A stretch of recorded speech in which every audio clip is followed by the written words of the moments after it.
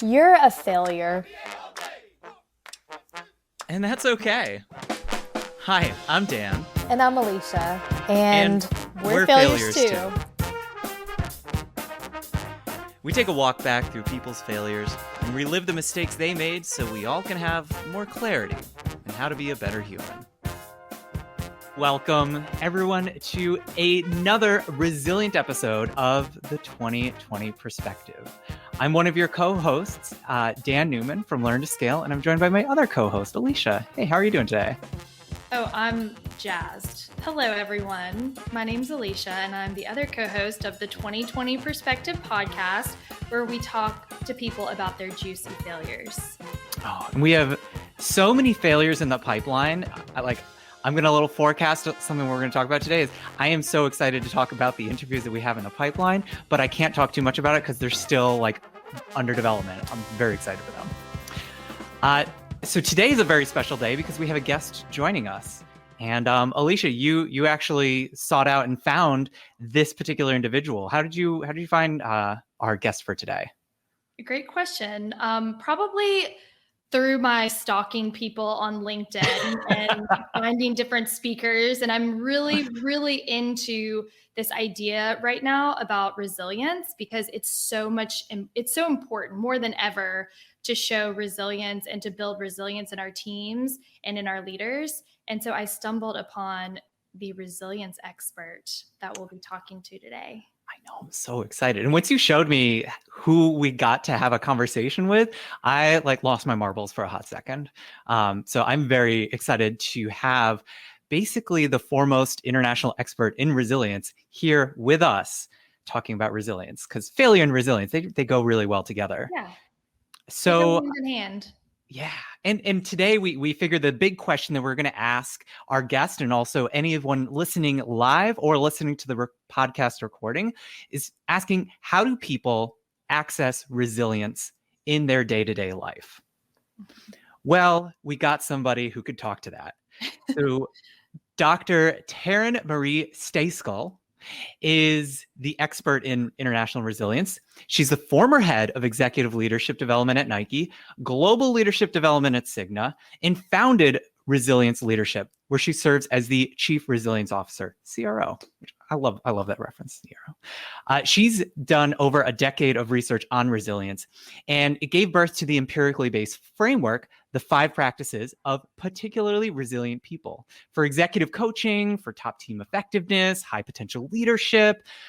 She's a coach for executives, athletes, musicians. She gives inspirational keynote addresses. I mean, we are blessed and honored to have Dr. Taryn Marie with us today. So let's welcome her to the 2020 Perspective. Hi, how are you doing? Hi, yay! I'm so happy to be here. Oh my gosh, what an amazing introduction. Well, it's you. It's the real deal. It's all about you. That's so nice. That was so beautiful. I'm glowing. Well, when you have a track record of excellence, it's easy. I'm having a fangirl moment that you're on our podcast today. So really, again, appreciate you spending some time to talk with us about resilience. And it goes just hand in hand with failure. So we thought this would be perfect. Hand in hand. We're all having a fangirl or a fanboy moment because I love what you're doing with resilience and failure. No, it's so important. It's so important. And, even in the midst of a pandemic, which is just sort of it feels sometimes like a sort of an epic failure, right? Because not of our own failure, right? But just sort of a failure of infrastructure and expectation and a failure of the control that we actually thought we had. And so I love that you're out there really giving people this space and safer place to talk about failure, because that allows us to normalize the fact that everything doesn't always work out. Oh yeah.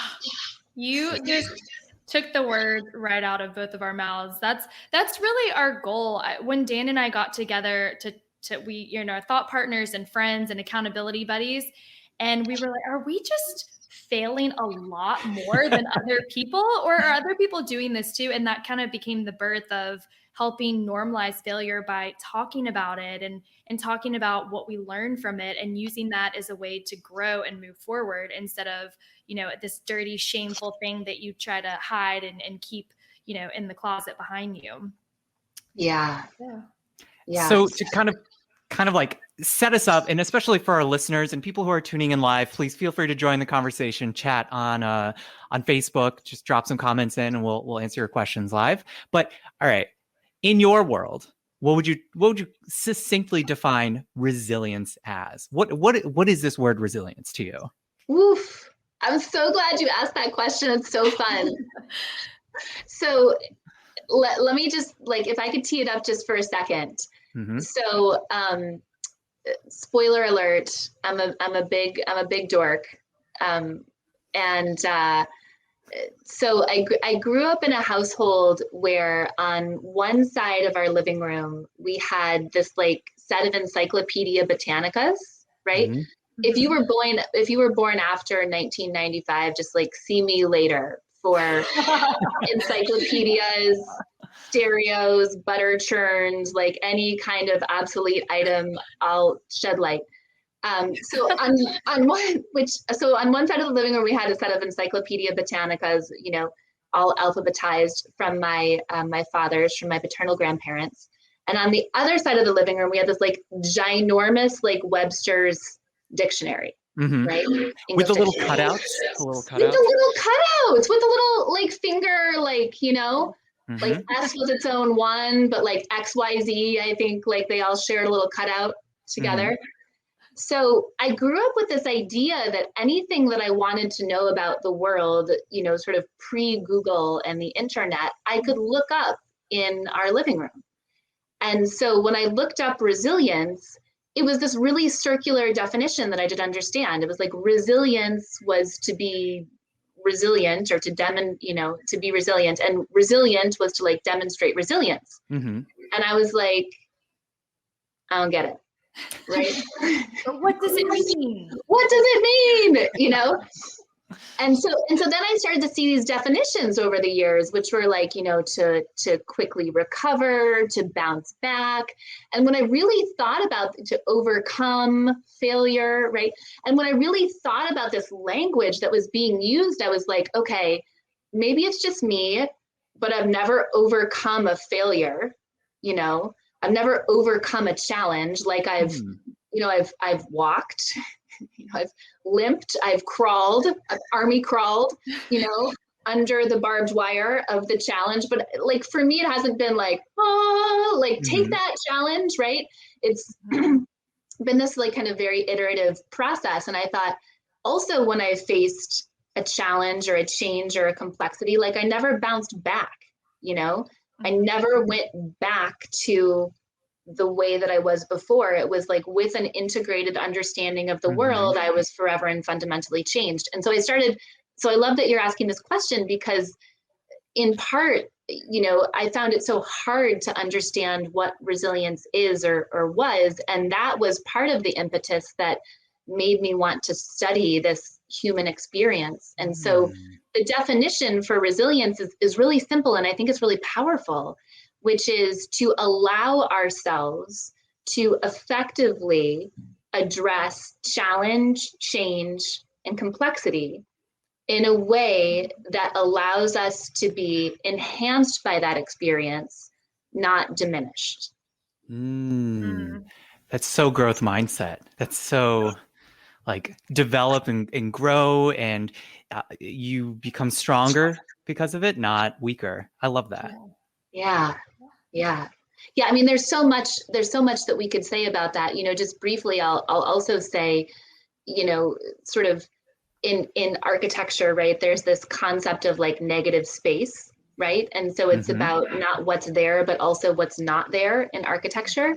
And for me, that also exists in this definition of resilience, because the definition for me is as much about what is in this definition as what is not in this definition, right? So what's not in the definition are things like quickly recover, bounce back, those types of constructs that we have typically associated with being resilient that actually either don't allow us to kind of harness the full complement of resilience, because we think, well, if I didn't go back to the way that I was before, if it didn't happen as quickly as I thought, then maybe I'm not resilient.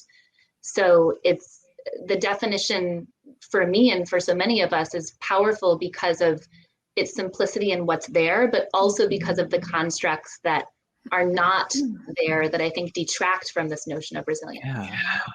Yeah, that's such a good point. I think that a lot of people, they think, I'm going to call them common misconceptions, what you said, the negative space, because I'm thinking that a lot of people see this word resilience, and we've seen it a lot more these days. I'm sure people are knocking on your door even more than they used to be in the last year.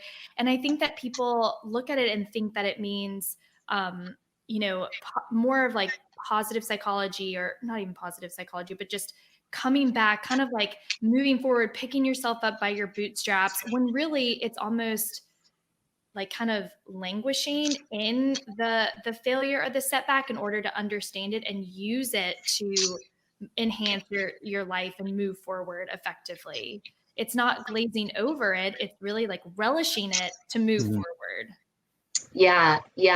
I love that. And I would say, I love the word of like common misconceptions. We typically call them myths. Like these are like myths of resilience, right? The myth is that you bounce back. The truth is that you bounce forward, right? The myth is that, it needs to happen quickly. The truth is that it may take some time. The myth is that it's passive, as in, time heals all wounds. The truth is that it's more, akin to what Andy Warhol said, which is, time changes things, but you have to change them yourself. And sometimes I think, it's difficult for us to relish these moments. It's really like, for me and for so many people that I've interviewed, it's like we don't appreciate the full complement of this moment and how it's impacting us until we're sort of on the other side of it, right? And so, sometimes it's really difficult to relish in those moments. And sometimes the best I think we can do is like marinate in that moment, right? Or allow ourselves to kind of, steep in that moment like a tea bag. We're in hot water. And so that challenge is like steeping us, right? And we get to like come into the full complement. It's so hard. So hard. Whenever I'm having a challenge or I'm in the midst of a failure, which has happened a lot in the last year and a half, I try to pause and ask myself, not why is this happening to me, but how is this happening for me? Thank you. And so I'm curious to know, what do you do when you are being steeped, when you're the tea bag in the hot water? What do you do to stop and kind of relish in the moment, to say, how am I like meant to get through this? Or how do I see the light at the end of the tunnel? What are some things that you do or that you recommend for people to do? Yeah. So a couple of things on that. So the first thing is, I love what you're saying, Alicia, and I actually say something very similar to people. I think it's very wise, which is just that change of language around, instead of saying, why is this happening to me? Asking, why is this happening for me? It flips the script. That's a snap, Stan. Yeah, that's all Alicia. It flips the scripts, right, from us being sort of like the passive recipients of this challenge to, like how might I be being formed, right, on this journey? And then we start to have a different conversation with ourselves. The second thing is, I'll just sort of say this and then share some strategies. I've researched resilience for a decade and a half, and there are like a lot of moments, especially in the recent year, where I've gotten it totally wrong. I may as well have taken like all of my research and like crumbled it up and just like thrown it in the fire, or in the wastebasket. Like, I've had some real raw moments where it's like all of the negative thinking, all of the limiting beliefs, all of the like fixed mindset, hearkening back to what you said earlier, Dan, about Carol Dweck's growth mindset. So the first thing to know is resilience is not synonymous with perfection. I'll say that again for the other card carrying perfectionists like myself. A little louder for the kids in the back. A little louder for the kids in the back, right? Like resilience is not synonymous with perfection. It's just trying to do it a little bit better every time. And, you know, it's interesting. I have read a couple of books about Mount Everest. And one of them it's a beautiful book by John Krakauer called Into Thin Air. And, you know, what was striking for me, I do not want to climb Mount Everest, by the way, in case you're wondering, but, you know, what was striking for me is when I thought about the climb to Mount Everest, right? In my mind, I thought, oh, like you climb, you know, you start at base camp and then you climb to the top and then you come back down. And then in reading that book, what I realized was you start at base camp and then you go to the first camp, right, Dan? And then what do? You go back down to base camp, right? And then you go to first camp and then second camp, and then from second camp, you go back to first, right? And so on and so forth until you reach the summit. And that's been that sort of process of how you scale the largest peak in the world has been so instructive for me, because then when I like get to that kind of first camp and then something happens and I find myself like back at base camp, I'm like, oh, you know, progress is not linear. Right? You don't climb the largest peak in the world through a linear, you know, through a linear process. So, you know, I've had all of the, I definitely don't get it right all of the time. I will not let you speak to any of my family members so that they can tell you what's happened. It's just, yeah. But the first, you know, I think the first thing is recognizing in that moment, right? When that challenge shows up, when that moment of change, when that, you know, when those threads of complexity emerge in our lives, or all three, right? You know, candidly at the same time, the first thing is to recognize that we have a choice, right? Like Viktor Frankl said, you know, between stimulus and response, you know, we have a choice. And what our sympathetic nervous system would have us think when we get into that threat state, right, is that we only have fight, flight, or freeze to choose from. And what our parasympathetic nervous system will tell us is we actually have more choices, you know, there. So the first thing to recognize is that we have a choice about how we react, right? Between that stimulus and response. And that's very powerful, because once we recognize we have a choice, then we become the active author in our response. Can I ask you a question then? Please. So some of the thing about the sympathetic and parasympathetic nervous system is that your body has been built over millennia to have those autonomous automatic responses to preserve, you know, staying alive and hot stoves and such. And I think one of the things that's a real challenge for people who are learning resilience and kind of getting started with it is recognizing when those automatic things are actually happening. Yeah. So I'm curious if you have a lens or a litmus test to identify when things feel like you don't have a choice. How do you actually realize you do have a choice? Yeah. I think what we might be starting to talk about here, and it's really exciting if we are, is triggers. Yes.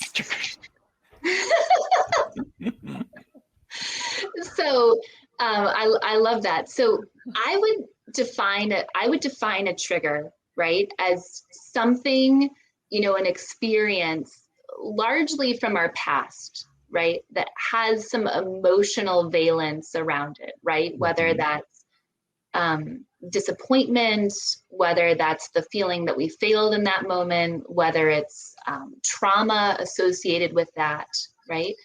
And the first step, you know, is to recognize our triggers, right?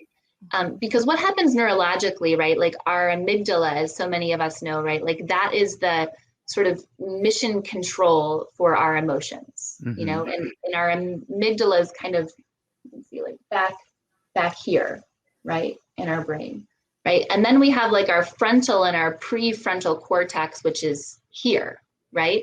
And what happens is, you know, when we start at the base of our spinal cord, right? Those are really the automatic kind of like, you know, keep breathing, keep the heart pumping, you know, all that stuff. And then as you move kind of around your skull, right, this part of your brain, this is the most evolved, right? Your cortex and your prefrontal cortex. So your amygdala is like 50% of the way to like your full evolution, right? So when things get caught in because of a trigger, it's gotten caught in our amygdala with an emotional response before it gets to travel to the prefrontal cortex for us to like respond to the thing rationally, right? Mm-hmm.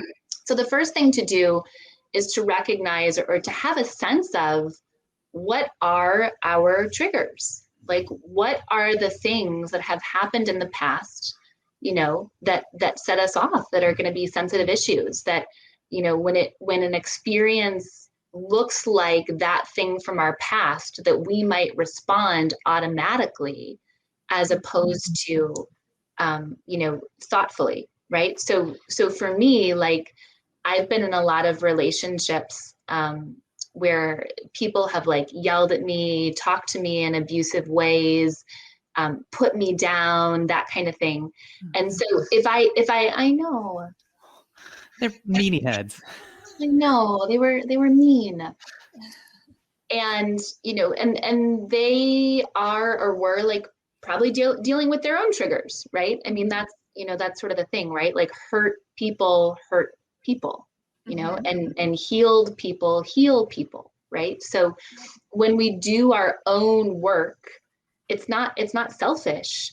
It's work that has ripple effects, right? Because when we start to heal these triggers or recognize these places where we feel like we failed or we didn't do as well as we wanted to, then in beginning to heal these places within ourselves, we don't respond, you know, in a way that's outsized or aggressive to others, right? And we create more positive interactions. So, you know, I had an incident the other day where I felt like, you know, my fiance was upset about something, and he was sort of just like venting about the thing that he was upset about, but I heard it in my head as like he was coming at me, he was mad at me, I disappointed him, I did something wrong, right? So then I just like had this like sort of automatic like, you know, holler back situation.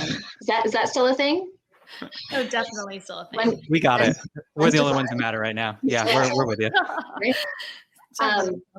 And so now I get to like sort of add that to my list of like triggers and really plan for now, okay, when he or someone else is saying these types of things, how can I find more space before that stimulus and my response to have a thoughtful response versus just reacting. But the first step is to recognize what those places are.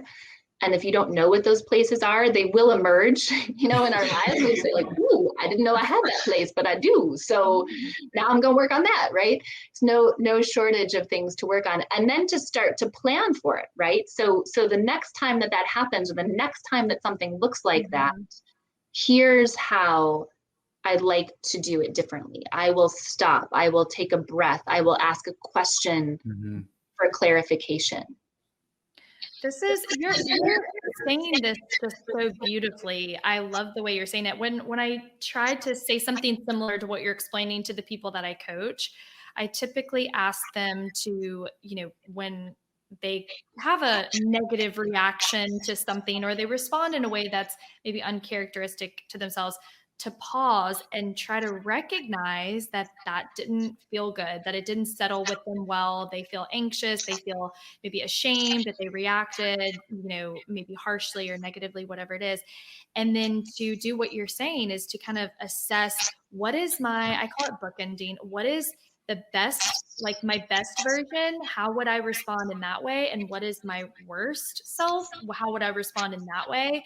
So next time it does happen, you have like your go-to tool in your toolbox of how to respond. And I think that I'm just speaking off the top of my head. I'm not thinking like any research based right here, but I have a thought that a lot of people, they just quickly, we're going through life so quickly and we're just moving and we're responding to fires and we're doing whatever is catching our attention right now. And we don't take enough time to stop and recognize those triggers and even build in space to think about what they could be and how they could emerge. And we're just shooting from the hip all over, whether it's work or in our personal life. And then we don't take a moment to think about how can we reach our best self by stopping and kind of reflecting.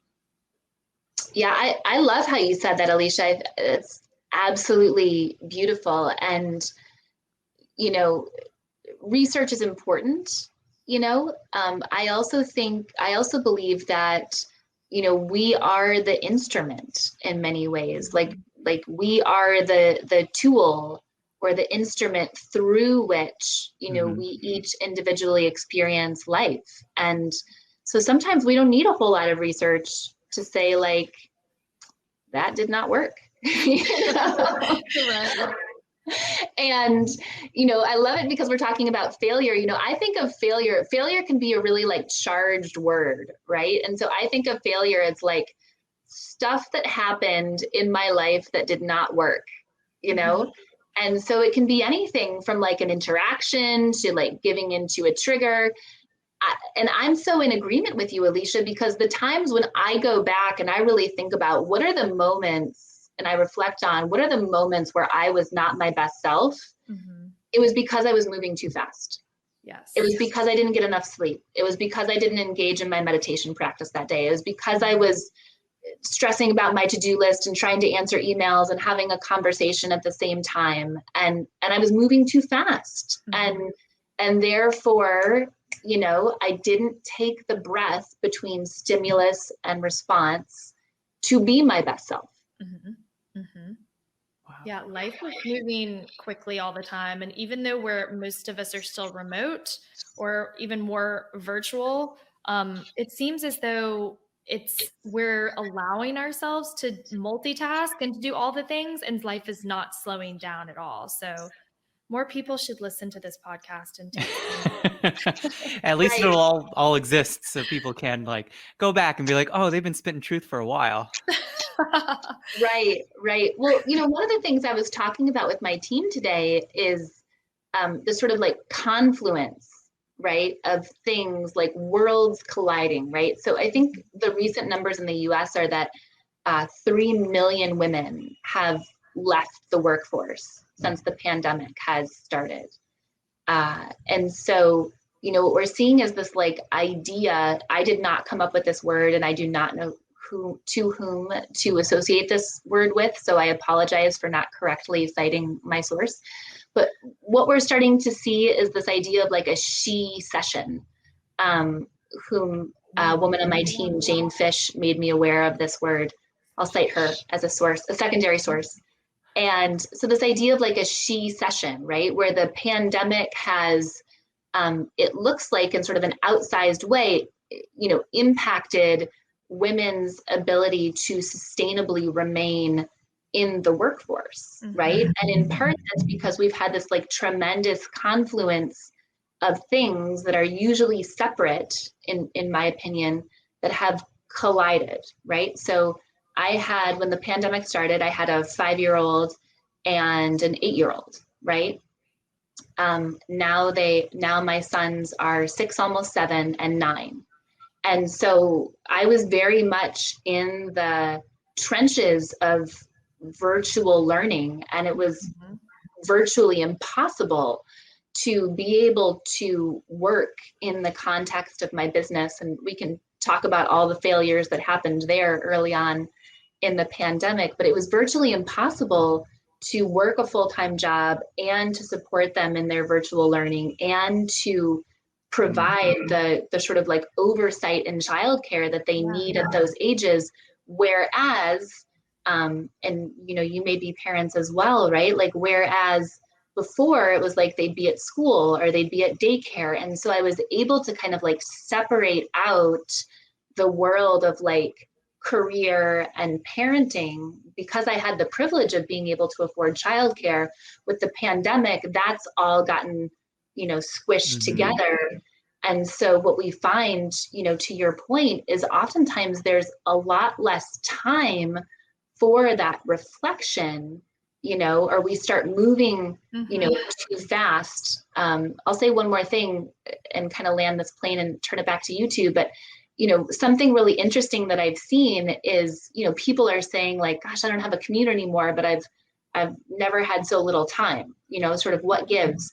And I've started to see this idea of like people actually reinstituting their commute, maybe not exactly, but after they finish the workday, they'll go out and walk around the neighborhood, or they'll do that before they start their workday in the morning, because what we're missing, we're not missing like fighting traffic on the highway and stuff, but what we're missing is that reflective time that might have occurred in the process of our commute or other things that were built into the structure of our lives before the pandemic. Mm-hmm. Absolutely.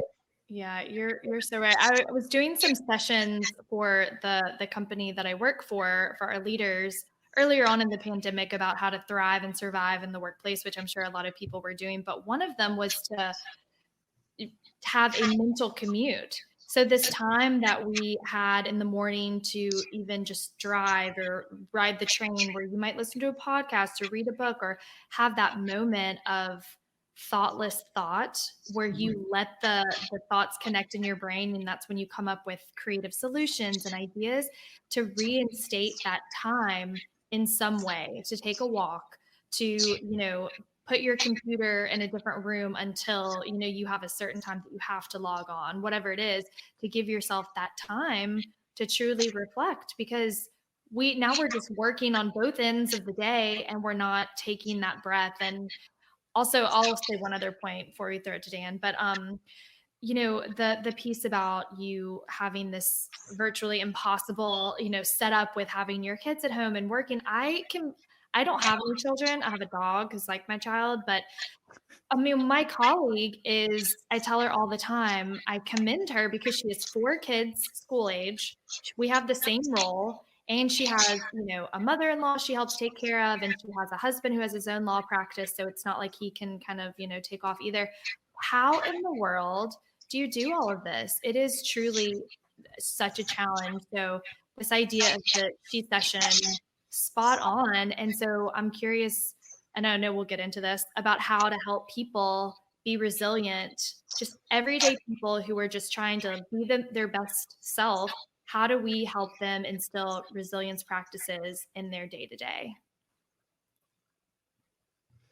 So, Dan, that's like such a layup for our guest here, because I think that there's a lot of there's people who come into the world with different types of interpretations of resilience, as you kind of discussed before. And I think we see how people grapple with quarantine and COVID in lots of different ways. And I would posit that as a society, we're still dealing with the baggage of a gendered workplace, which is causing an undue impact on caregivers, which tend to be women. But that's a conversation for another day. But, there's people at different levels. There's people who maybe haven't even thought anything about resilience at all. Some people who maybe have been doing it, or maybe they didn't realize they've been actually practicing some of these kind of 5 techniques that you've identified for highly resilient people. And then there's people out there, like one of our guests we're going to be producing her episode in a little bit, who are pros at the resilient game and curious what could take it maybe to the next level. So don't know anything, know a little, and know a lot. What would you say are some habits or techniques that people can put into their own lives? Yeah, absolutely. Well, picking up on our conversation around, first and foremost, recognizing that you have a choice about how you respond. So often we also hear people say, I did that because I didn't have a choice, right? And so even like that language that exists in the English language, banishing that and getting to a place where we're able to say, I didn't have a choice, or I didn't have good, instead of saying I didn't have a choice, saying I didn't have good choices, right? Or I made a choice even though I didn't have good choices. That allows us to empower ourselves around behavior. And so what happened after my like encyclopedic and Merriam-Webster dictionary incident is that I went on to graduate school and I did a fellowship in neuropsychology. And a really interesting thing was happening with our brain injury and spinal cord injury patients. So I was, seeing people and their families right when they kind of had their injury in that acute or intensive care phase. And then I was primarily working in our outpatient clinic, where there were people that had been coming into the outpatient clinic for months and not uncommonly years. And so I would look at their file, right, in the medical system, and then sort of look at them. And it was like the prognosis that we as the healthcare system, long before I got to the fellowship, had given them was often inaccurate, so people were doing better than we thought or not as well as we thought, but rarely were we sort of hitting the target.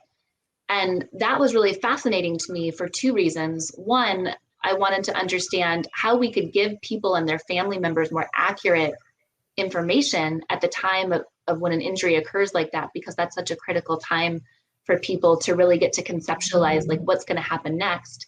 And secondly, I wanted to understand, okay, if we thought someone was going to do really well after an injury and they didn't, why not? Or if we didn't think someone was going to do so well and they did, how did that happen, right? And so after combing through all this data, the short version of the story is that we found, over and above any other factor, right, having access to reliable transportation was the difference between living independently after an injury and living in an assisted care facility. So if you had a vehicle, or a family member or a friend had a vehicle and they could drive you or you could drive, that would allow you or the patient, right, to get to their appointments and to get the services that they need to create a better rehabilitation outcome. And so when I left my fellowship, I was still thinking about what I learned around resilience. And I thought, okay, we're not all going to have brain injuries or spinal cord injuries. And thank goodness for that, because that's a tough road, right? Mm-hmm. And as humans, it's inevitable that we all will face challenge, we all will face change, we all will face complexity. So in those moments, what will our version of reliable transportation be, right? Which is essentially your question, Dan. Like, what are those things that we can do that we know makes a difference, that we know creates a more resilient and positive outcome? And so I started interviewing people about this, collecting qualitative data, where I asked people to think about a time where they had experienced a significant challenge, a change, or a level of complexity, and what did they do in that moment that they felt like was a real difference maker for them.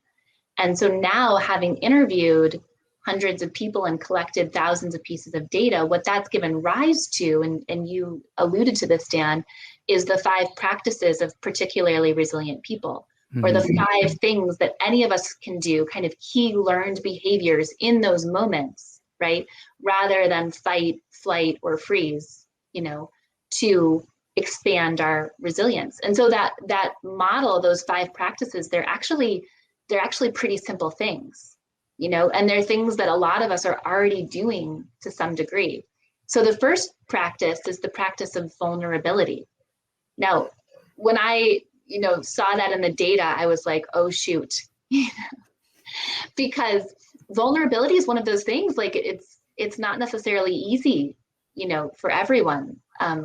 The way that vulnerability came through in terms of how people had leveraged vulnerability to be more resilient was that people allowed their inside self, right? Like our thoughts, our feelings, and our emotions to be seen on the outside, right?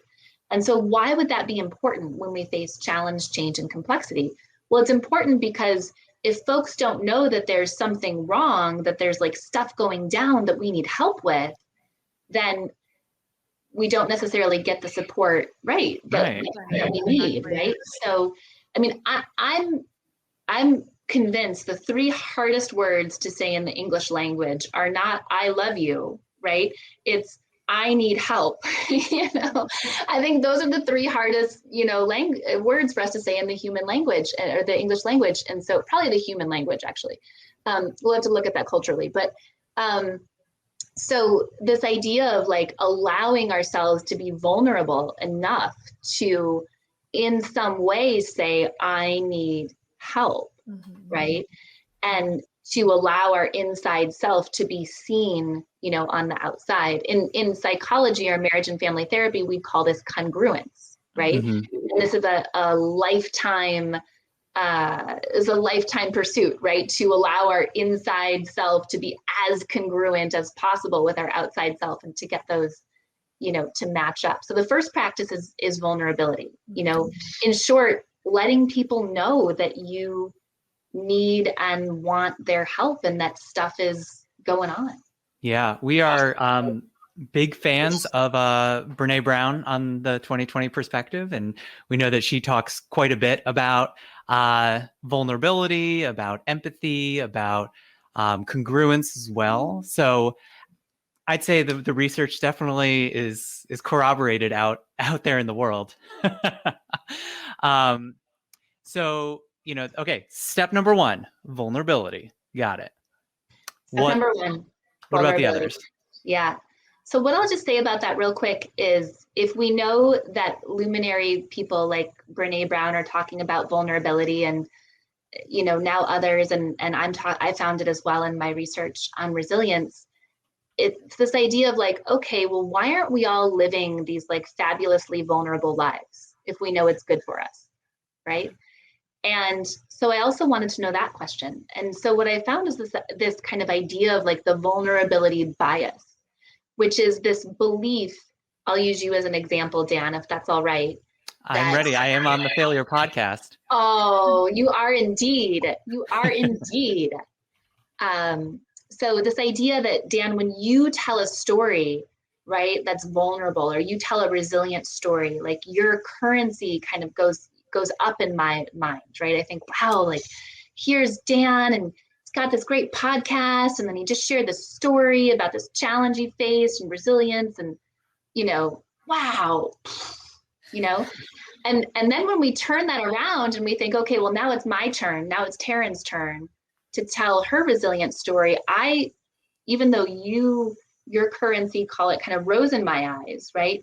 I worry that I will be diminished when I tell the truth about who I am. So that's the bias, right? The fear that even though Dan's enhanced, I will be diminished. And it really goes to 3 core things, right? That sort of block our vulnerability.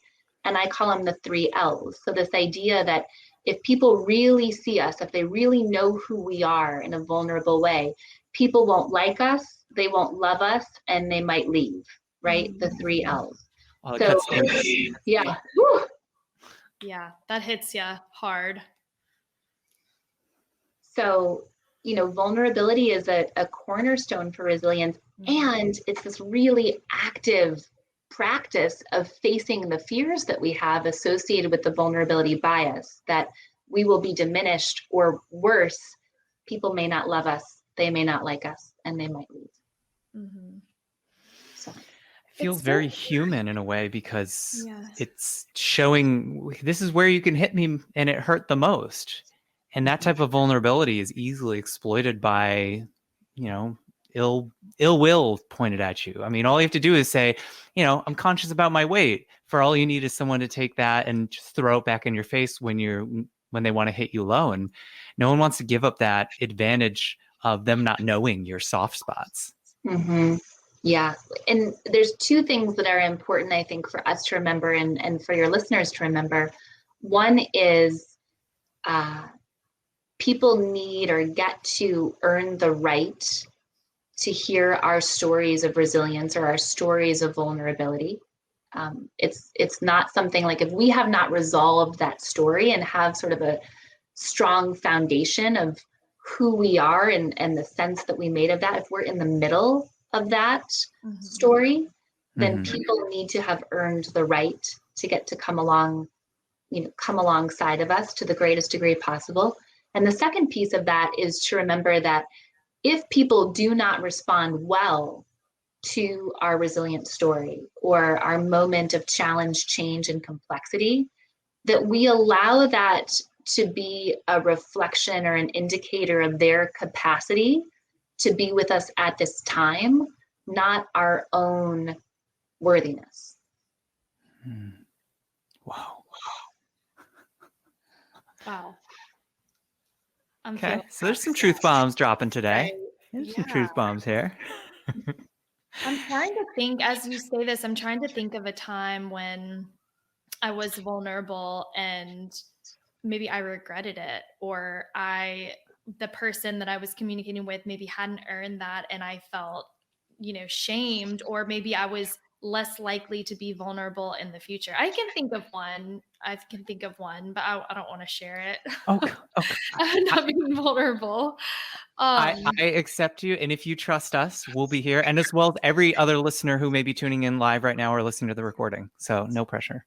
Oh my gosh. Well, it has to do with one of my parents. And I was vulnerable in sharing this thing that I thought that I had put myself out there, and I had thought I had done well. Like I was like younger, I thought I was going to get like a pat on the back. And instead I was like, kind of like, oh, well, that's not that big of a deal, or that's not that impressive kind of response. And I was like, oh gosh, okay, well, better luck next time.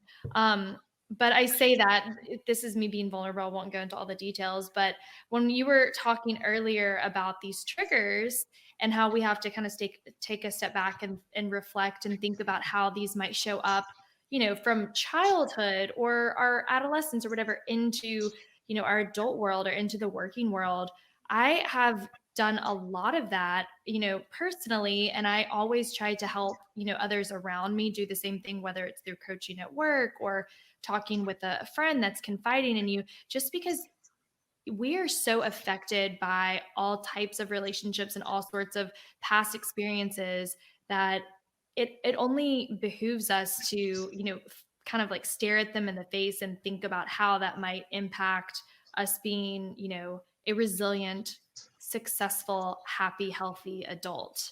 So, okay, I'm done with being vulnerable for right now. Can we go to the next one? How did that feel, Alicia? It feels like I can only see you two right now, but it feels like there are a million people staring at me. And I hope that out of anyone watching this or listening to this thinks about something that they might feel insecure about, or something that might be shameful, and hear me share my very quick, vague example and say, you know what, I'm not alone. I'm not alone. Like, I have gone through an experience where maybe I was embarrassed, or it prohibited me from being open in a relationship or at work or applying for that job or whatever it is, and they take it and they feel empowered. Well, that's beautiful. And I wonder, Alicia, if we could visualize myself and Dan and every other person that ever listens to this podcast and hears that disclosure. And not only does that happen in their lives, but everyone who hears this is holding you in their vision, right? Whether they can see you or in their mind's eye, and they're reflecting back to you, Alicia, that you are good enough.